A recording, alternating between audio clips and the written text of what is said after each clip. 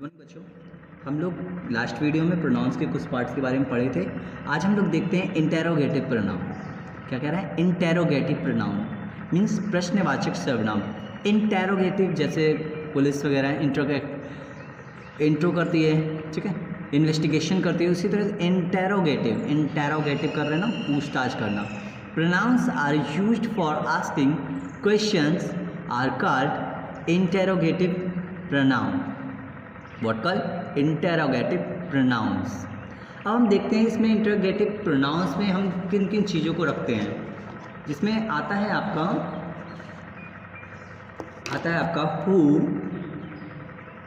Who आता है, हुम आता है, हुज आता है, व्हिच आता है, व्हिच आता है और व्हाट आता है। ये आते हैं, ये आपके सारे इंटेरोगेटिव प्रोनाउंस में आते हैं। कौन, हु मीन्स कौन, इजंट इट? हुम किसे, किसको, किसे, किसको, इससे से होता है। फिर आता है किसका, किसकी, किसके, किसका, किसकी,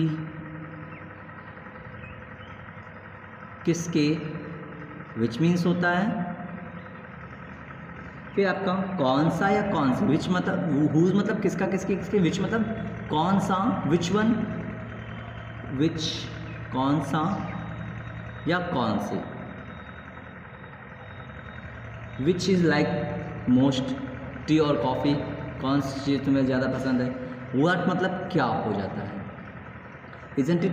इन सब के साथ आपको पता ही है क्वेश्चन मार्क लगेगा, सबके साथ क्वेश्चंस रहेंगे, क्वेश्चंस मार्क रहेंगे।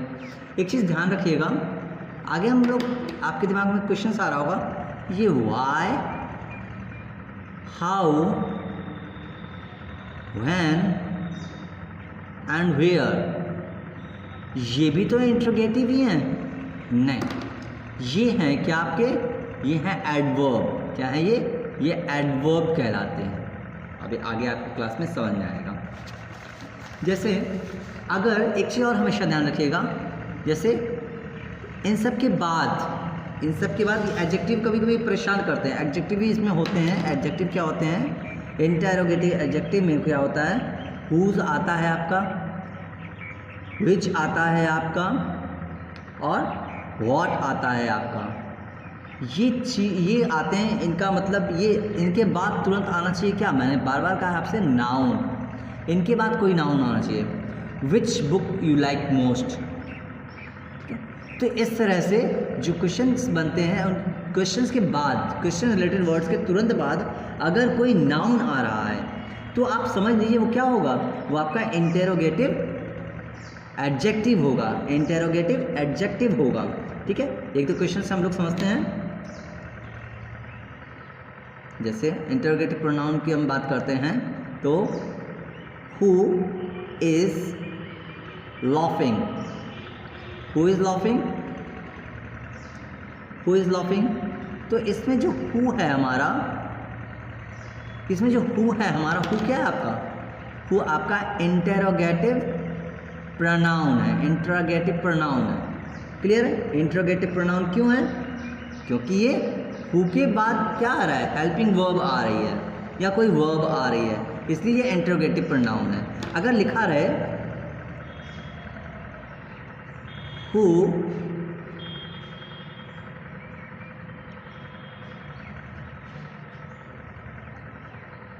रमन, सॉरी ये नहीं होगा आपका, ऐसे नहीं बनेगा आपका। जैसे which book you like most, which book you like most, question mark हो गया यहाँ पे।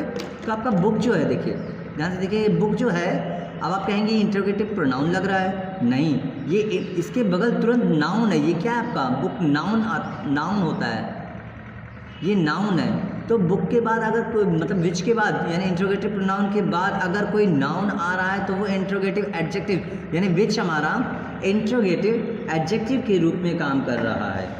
Isn't it clear? Interrogative adjective के रूप में काम कर रहा है। आई होप आपको समझ में आ रहा होगा। ये आपको वीडियोज़ में या पेपर के थ्रू आपको क्वेश्चंस जाएंगे, उसको आप सॉल्व करिएगा। अब नेक्स्ट हम लोग चलते हैं,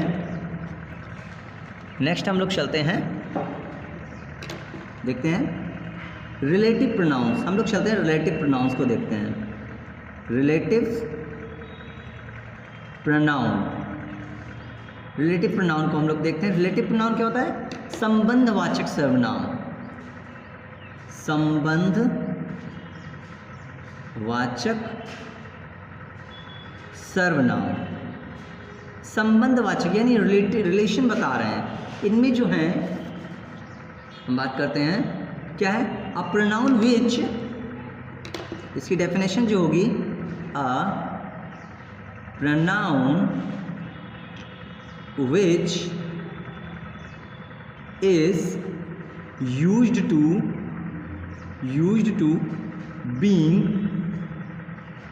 being a subordinate क्लास के बारे में आप लोगों ने पढ़ा था। Class can be referred to as a relative, यानी संबंधित तौर पे अगर कोई इसको इंडिकेट कर रहा है तो वो रिलेटिव प्रोनाउंस कहलाते हैं। रिलेटिव प्रोनाउंस में वर्ड कितने होते हैं बच्चों? रिलेटिव प्रोनाउंस में वर्ड होते हैं जो हम बता देते हैं आपको। इसमें भी who, whom, whose, which,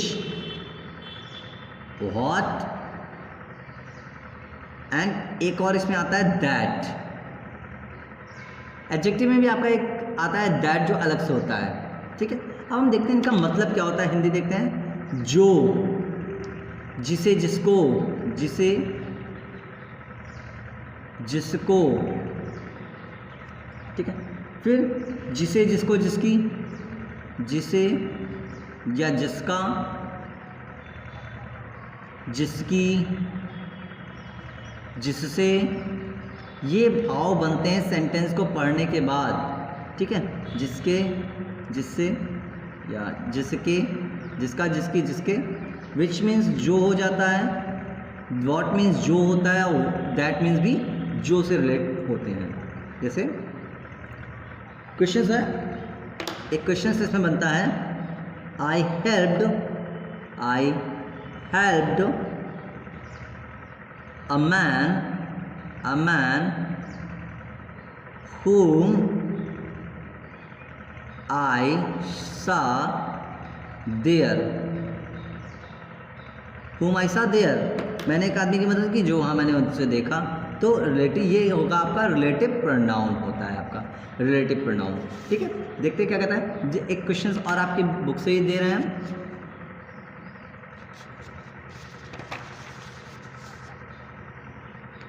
relative pronouns का एक क्वेश्चन हम बुक से देते हैं आपके। जैसे लिखा हुआ है, the man whom I met was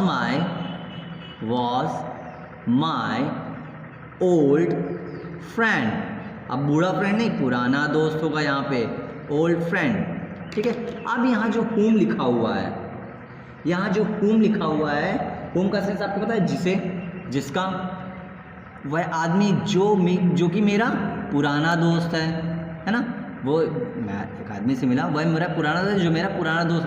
वह एक आदमी जो मेरा पुराना दोस्त है, जो कि मेरा पुराना है, जिसे मैं पहले से जानता हूँ। इस तरह के सेंटेंस में इस तरह की चीज़ें आ जाती हैं। दूसरा देखते हैं, आई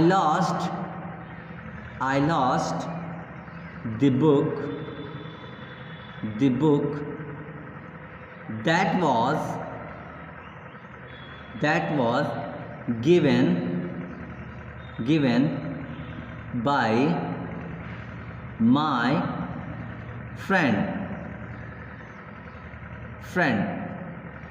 अब देखिए यहाँ पे दैट का यूज किया गया है। अभी तक हम लोग ने डेमोन्स्ट्रेटिव प्रोनाउन दैट मीन्स यह वह से संबंधित था, वह था ये। लेकिन यहाँ पे क्या है, इसका सेंस होगा जो से, किससे संबंध होगा, जो से। आई लॉस्ट द बुक, मैंने वो किताब खो दी जो मेरे फ्रेंड ने मुझे दी थी, जो मेरे दोस्त ने मुझे दी थी वो किताब खो दी है मैंने। तो यहाँ क्या है, दैट जो है रिलेटिव प्रोनाउन शो कर रहा है, रिलेटिव प्रोनाउन को शो कर रहा है, इजंट इट। अब इसमें सब्जेक्टिव केस में एक आता है, सब्जेक्टिव केस और ऑब्जेक्टिव केस मैंने आपको बताया था पहले भी, तो आप पर्सनल प्रोनाउन में जब देखे होंगे सब्जेक्टिव केस क्या होता है। तो आई एक सब्जेक्टिव केस है, इसका ऑब्जेक्टिव केस क्या हो जाएगा, माइन।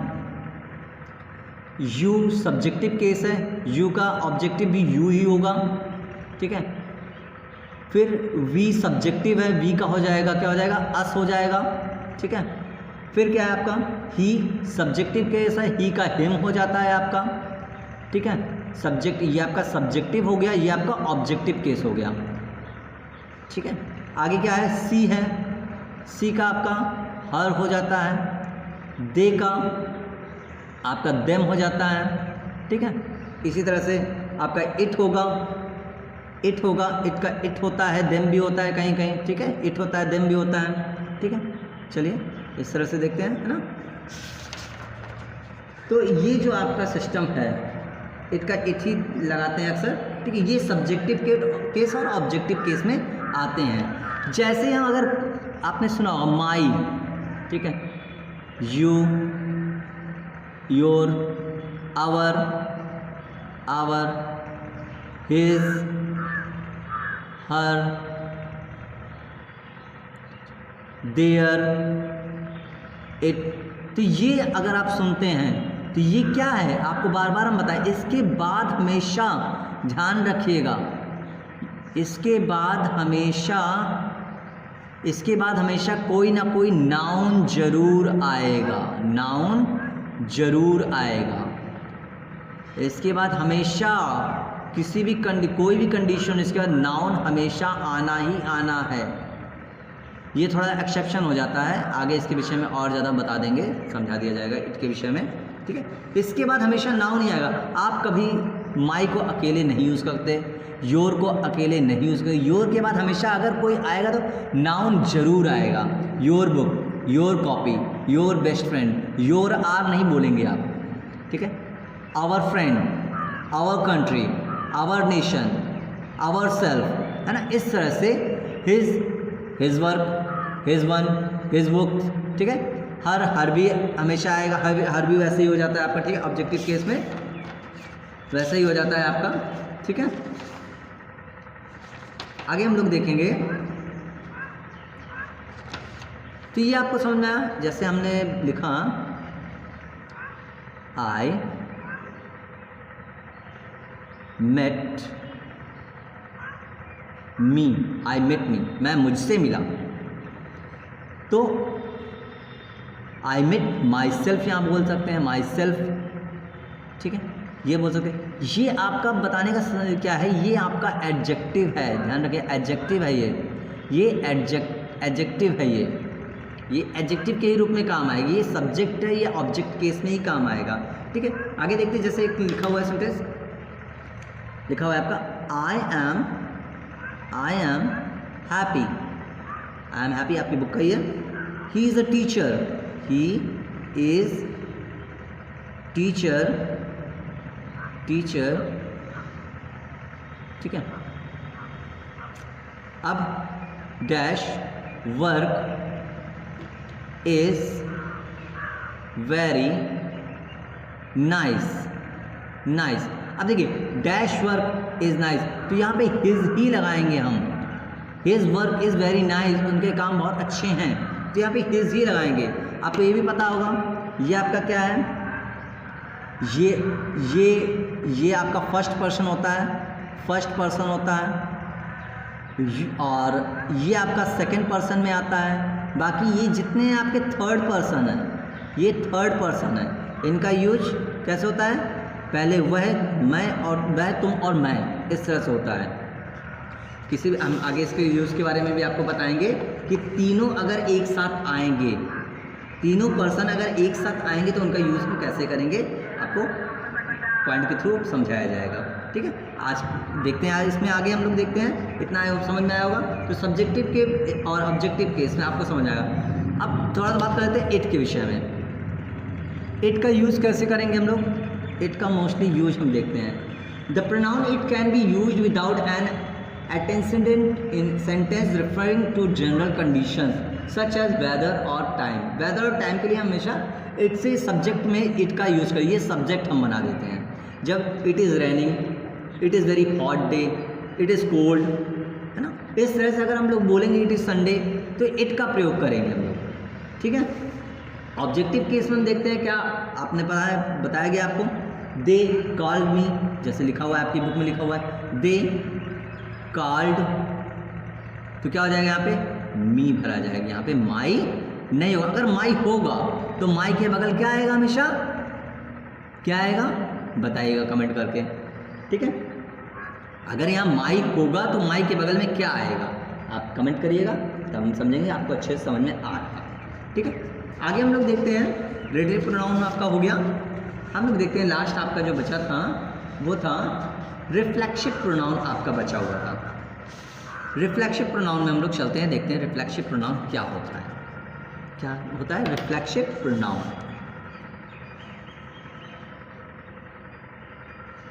रिफ्लेक्सिव प्रोनाउन को भी हम दो तरह के, दो में बांट देते हैं। इसको कहते हैं निजता सूचक सर्वनाम। निजता सूचक सर्वनाम, निजता सूचक सर्वनाम, इसको हम लोग निजता सूचक सर्वनाम या निजी, जो स्वयं से संबंध रखने वाले होते हैं उनको निजता सूचक सर्वनाम के रूप में। इसकी डेफिनेशन लिखते हैं, reflexive pronoun are often used when the action described by the verb is described toward the thing referred to by the subject of the verb. यानी किसी सब्जेक्ट के ऊपर वो रिफ्लेक्शन जा रहा है, उसकी क्रियाओं के प्रति बताया जा रहा है। This use of reflexive pronoun is illustrated in the following examples. The reflexive pronoun are under, आप एग्जाम्पल में देख सकते हैं रिफ्लेक्सिव प्रोनाउन को। I do my work myself, मैं अपना काम अपने आप करता हूँ, myself। ठीक है, he has done it himself होगा, himself हो जाएगा। तो यह himself हो गया, यानी वह अपना काम स्वयं से कर रहा है। ठीक है, कर चुका है, इस तरह से। जैसे आपकी बुक से देखते हैं, Did I hurt myself, मैंने अपने आप से अपने नुकसान कर लिया। तो यहाँ myself देखिए। अब इसमें एक चीज़ और होती है बच्चों, ठीक है, एक चीज़ क्या होती है, एम्फेसिस, एक होता है एम्फेसिस या इंटेंसिव या एम्फेटिक प्रोनाउन, एम्फेटिक या इसको एम्फेसिस भी बोलते हैं, एम्फेटिक, अथवा इसको बोलते हैं इंटेंसिव प्रोनाउन के रूप में भी इसको जानते हैं हम प्रोनाउन। अब ये बड़ा ही कंफ्यूज कभी कभी करता है, लेकिन इसको बोलते हैं जोर देने वाला सर्वनाम, जोर देने वाला सर्वनाम, जोर देने वाला सर्वनाम कहते हैं इसको हम। ये क्या होता है, इसमें जो आपके वर्ड्स होते हैं हम बता दें आपको, इसमें होता है माई सेल्फ होता है, आर सेल्फ होता है, आर सेल्फ होता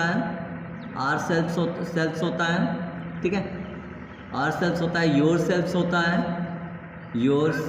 है, सेल्फ भी होता है, सेल्फ भी होता है, दोनों होते हैं इसमें। हिम सेल्फ होता है, हर सेल्फ होता है, सबके बाद सेल्फ लगता है, स्वयं। देम सेल्फ्स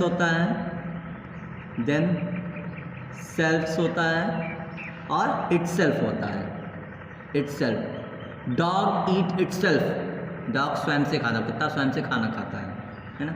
जैसे plant prepare their food itself, पौधे अपना भोजन खुद से बनाते हैं। कितना अच्छा एग्जाम्पल है, plant prepare their food itself, स्वयं से अपना खाना बनाते हैं। अब हम बात कर रहे हैं एम्फेटिक प्रोनाउन की। एम्फेटिक प्रोनाउन, एम्फेसिस प्रोनाउन या इंटेंसिव प्रोनाउन, जोर देने वाला सर्वनाम। इसकी पहचान भी हम, ये वर्ड ही इसके लास्ट में रहते हैं, ध्यान रखिएगा, ये वर्ड ही लास्ट में रहते हैं। जितना ऊपर था ourselves, ourselves, yourselves, yourself, yourselves दोनों होता है, ध्यान रखिएगा, ठीक है।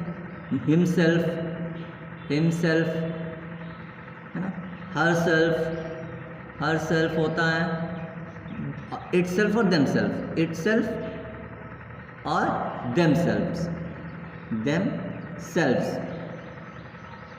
ये सारे ही होते हैं। तो सारे होते हैं तो नाम क्यों अलग किया गया?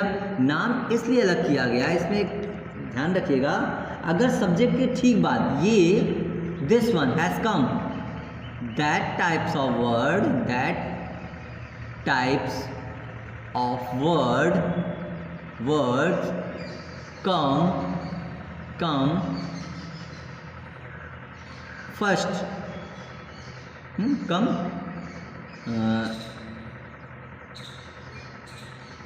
after subject, come after subject, that is known as emphatic या emphasis pronoun। यानी emphatic pronoun वो होते हैं जो सब्जेक्ट के तुरंत बाद आएंगे। किसके? सब्जेक्ट के तुरंत बाद आएंगे। जैसे एक एग्जांपल के तौर पे हम लोग देख लेते हैं, एक simple sentence, I did it, मैंने किया, ठीक है, मैंने यह किया। फिर I did it my self, मैंने इसे खुद से किया, मैं इसे स्वयं से किया, मैं यह स्वयं से किया, है ना। फिर लिखा है आई माई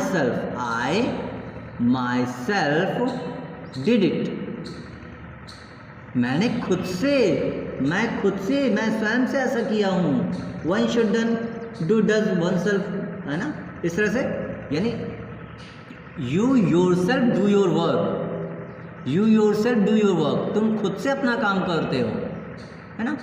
तो इस तरह से अगर सेंटेंस के सब्जेक्ट के तुरंत बाद, ये आपका सब्जेक्ट हो गया, ये सारे आपके सब्जेक्ट हो गए, इनके तुरंत बाद आ रहे हैं, इनके तुरंत बाद देखिए एम्फेटिक प्रोनाउन आ रहा है, रिलेटिव प्रोनाउन इनके तुरंत बाद आ रहा है। अगर रिफ्लेक्सिव प्रोनाउन अगर इनके तुरंत बाद आता है, क्या रिफ्लेक्सिव ही आप देख रहे हैं, रिफ्लेक्सिव प्रोनाउन अगर इनके तुरंत बाद ही आता है तो आप समझिए एम्फेटिक है। आपकी बुक में नहीं दिया गया है, मैं बता रहा हूँ इसको, ये एम्फेटिक कहलाता है। अगर ये बीच में सेंटेंस में कहीं आ रहा है तो ये क्या होगा, ऑब्जेक्ट की तरफ आ रहा है, तो ये क्या कहलाएगा आपका रिफ्लेक्सिव प्रोनाउन। आई होप आपको ये समझ में आया होगा। इसमें कोई भी अगर एक्सरसाइज में आपको अगर कोई प्रॉब्लम हो तो बता सकते हैं। एक्सरसाइज में आपका जो एक दिया गया है, राइट अ स्टोरी वाला, उसमें भी अगर आपको कोई प्रॉब्लम हो, आप फिल नहीं कर पा रहे हो तो बताइएगा, आपको उसके विषय में भी एक वीडियो बना के दे दी जाएगी, है ना। हेल्प ऑफ गिवन आउटलाइन, इस तरह का एक क्वेश्चन नंबर जी है आपका ना, इसको कंप्लीट करिएगा।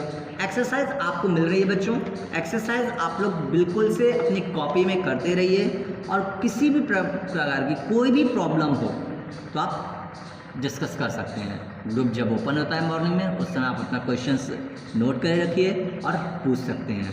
आप किसी भी कंडीशन में टीचर से डिस्कस कर सकते हैं। Thank you.